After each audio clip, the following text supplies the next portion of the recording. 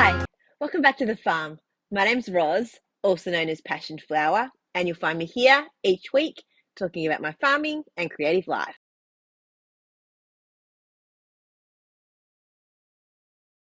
It's another lovely autumn day today. I really do like these transitional seasons. Autumn and spring are for sure my favourites. We've been getting some really beautiful, crisp, cold mornings and nights where it's lovely and easy to sleep, and then some really nice sunny days. It's a little cool if you're out of the sun and there's a bit of a breeze, but the sun is just really lovely today. With that cooler weather and the nice sun in the afternoons, when I've been getting home from work this week, I've been doing little bits out in the garden each afternoon, just a little bit of activity. I did a little bit of weeding and cutting off the deadheads of a particular area of my garden. I now need to do a little bit more of that.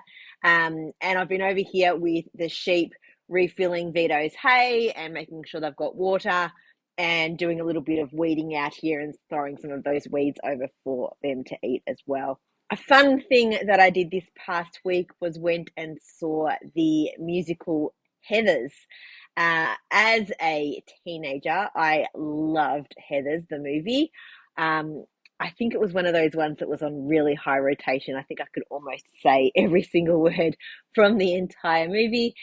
Really loved both Christian Slater and Winona Ryder, and watched it over and over again. The musical was a lot of fun. Not quite the same as the movie. I would say that the musical was actually a bit more hopeful and upbeat and much funnier. So there were some really comedic moments, and all the performers were amazing. It was a really fabulous show. All of the performers were so great. All the songs are really catchy, and they did a really great job with the set and everything. So if you have a chance to go see it, I really highly recommend.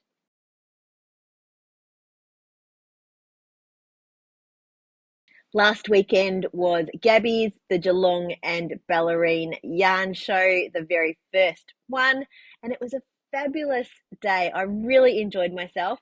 I drove down the day before and stayed at a hotel. I took myself for a little walk in the evening once I got there, and had dinner at the hotel, and then got up super early the next morning, but so much less early than if I had driven from home. And the setup was really great. Everything was so well organized. All of the spots were laid out really clearly. What I thought I was able to do from the map, I was able to do in my stall setup, and I was really pleased with how my unpacking of the car and my setting up of the stall went. I even figured out that with my trolley, I can actually carry both of my uh, like frames, what would you call them, where I put all of my pegs. I can carry both of those on one trolley, so I only have to do one trip for both of them, and I don't actually have to lift them all that much, which was amazing to figure out. I don't know why I'd never even thought about trying it before. As this video goes live, I am getting ready for Warragul at the Warragul Function Centre. So if you're seeing this bright and early on Sunday morning and you're in that area, it'd be great if you come down and say hi. And then next weekend, I will be in Mooroolbark at I think it's called the Wool and Handicraft Show. I always get the name of that one mixed up, but it's at the Mooroolbark Senior Citizens and Function Centre on Bryce Avenue. Then I'll have a couple of weeks break, which will be really nice, and I'll need to do quite a bit of stocking up. I have already done a little bit of re-dyeing. Nothing will be ready for Warragul All About Fibre and Yarn, but it will be available for Mooroolbark. I've just got some more mocha on wispy lace and some lilac, and I've got a few more that I'm going to try and get done this afternoon as soon as I've finished recording. I'll also be stocking up on a few new and different 3D printed items, trying a few different things. I might leave those as a surprise if you come to a market in the next few weeks, and then I can show them after that.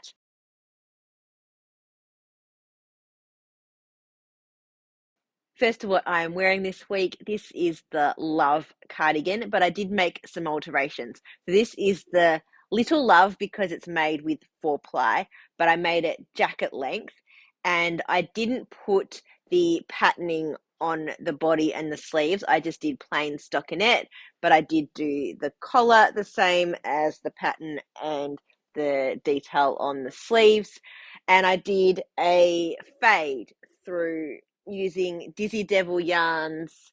Dizzy Devil, yeah, Dizzy Devil yarns in a geo gradient set, and the little coloured pieces in between were from Robin from Unwind Craft Cafe, who hand dyed them. And both of these things I got as part of a cruise I went on to Tasmania with Unwind, so I put it all together into one project. And my collar's a little bit weird. That's better. I think I'm going to have to take this off though, because it is getting a little warm over here, but it has been a really great piece to throw on as it starts to get cooler in the afternoons. And I'm going to try and be wearing things like this a little bit more around the farm, because otherwise I'm just not going to get any use out of my knits. And I want to appreciate and use them. And this is really comfortable and functional, and I really, really love it. First to a few acquisitions. It's been a long time since I purchased anything new, but I did buy something from my market neighbour at Gabby's, who was Capricorn Fibers. There's her tag. And this little triangle bag was sitting on the stall, and so I was right next to this whole display of these little cute bags, and I have no business buying a bag like this. I have so many little notions, pouches and bags, but the purple iridescence of that zip and the cute fabric, I just couldn't resist myself. So at the end of the day, I'm like, yep, this one's mine. It's still there. It's mine. As you can see too, it's got super little cute flowers on the inside. I don't know what I'm going to do with it yet. It might just sit somewhere and just look cute. The other thing that I have is nothing that I paid for. It's actually a gift from my sister over the school holidays. She took a trip to South Korea and went to some amazing yarn store. It was like 6 or 8 floors of yarn. And so she brought me back a few things to try out. These are specifically from Korea. I said to her, I don't care like what it is. I can find something to make, but just something that is not easily accessible here in Australia. It's got 2 skeins of this yarn. Nothing on the tag is in English, so I can't really tell you much about it. I will do a Google Translate at some point and figure it out. And there's also a QR code, which I think takes you to like a YouTube video of something to make. I feel like this is probably an acrylic, and it's an interesting construction. It's kind of like little beans. So I'm thinking maybe a bag or something might be fun to make with that. And then the other yarn is actually from the name of the shop. So the shop was Sevi, and this is their Romeo base. And she's got 2 beautiful purples for me, because she knows always purple for me. I've got a fly, sorry.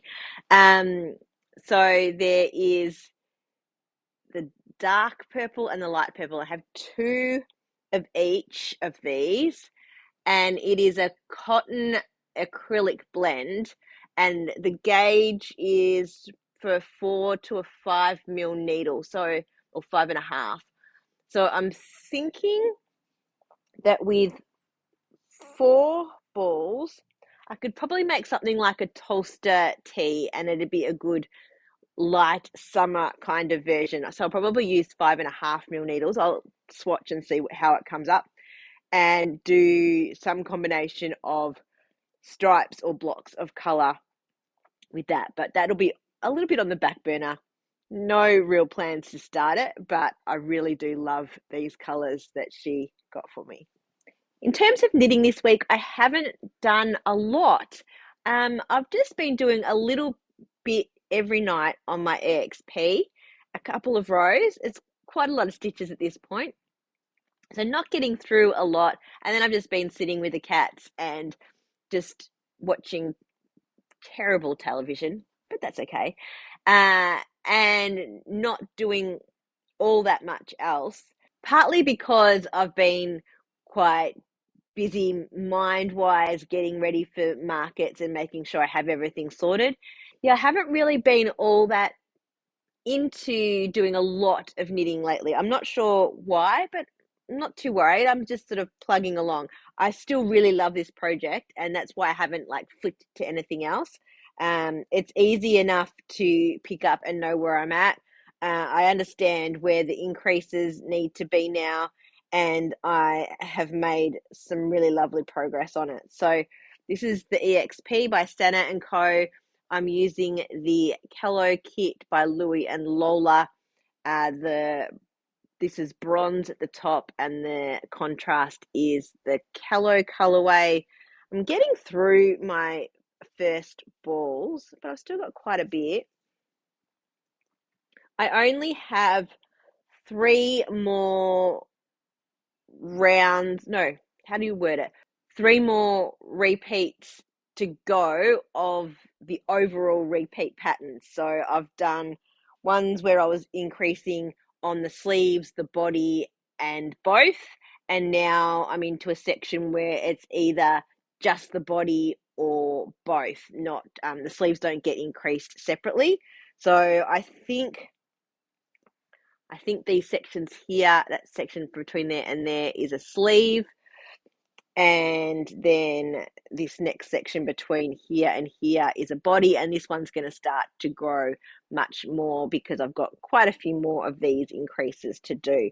So it will sit like this, body through here, and you can see these panels sort of come down here, like they're like almost like your raglan lines, and then the sleeves here, and it will block out. You can see there is so much stretch in here, and the fabric is really light for almost a double fabric. It's actually coming up feeling quite airy and lots of stretch to block out nice and big. So I'm just still really loving it, and seeing the color come out is just amazing. And because I'm kind of knitting it inside out, I don't see it all the time. So when I turn it around to inspect where I'm going, it actually kind of surprises me about how amazing it really looks.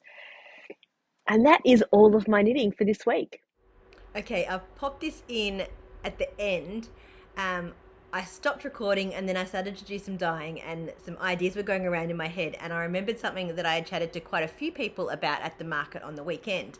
I had a small sample of a baby jumper, and they were all concerned about how to get this cast on edge on the neck really nice and loose. And I said it's just a regular long tail cast on, and they kind of didn't really believe me. And so I wanted to share the way to make a cast on loose, or how to make it tight.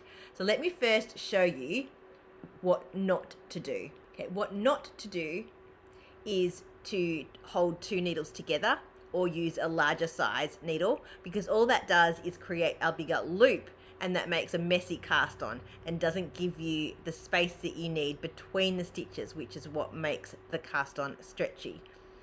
So the other thing that people will do is they will pull their stitches really tightly, so they'll be these like sitting really closely together on the needle. So I'm going to cast on, I think I'll do 15 stitches, and I'll knit a few rows and bind off, and then I'll come back and show you what it looks like and how to then fix that problem. Okay, so I finished my sample. I just bound off using a regular bind off, so it's a fairly firm bind off, but here is my cast on. I actually struggled to cast on tight, but we'll see the difference when I actually cast on intentionally loosely now. To do that, make sure that your gap between, I'll do a couple before I show you, between each of the stitches is more like this. See how much gap there is? It's about a few mil between each stitch. Now this is an 8-ply yarn on 4 mil needles, and that is about the gap that I would leave for every project that I would do. All right, there's my 15 cast on, same as I did for my first piece. Now I will knit the same number of rows and we can compare them. Here is the one where I had the gap in between. Okay, so if I hold these up next to each other, right, the tight one is on the top and the loose one is on the bottom. and you can't stretch this one anywhere near as much as you can this one.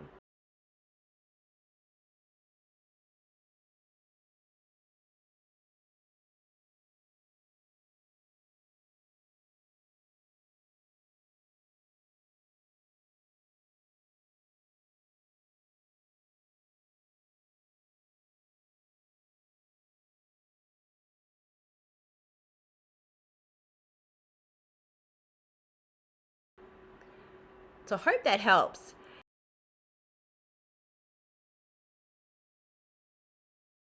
Well, that's it for another week. Thanks for spending some time with me. If you're enjoying these videos, please give me a thumbs up and subscribe to my channel. Look forward to seeing you next week on the farm. Bye.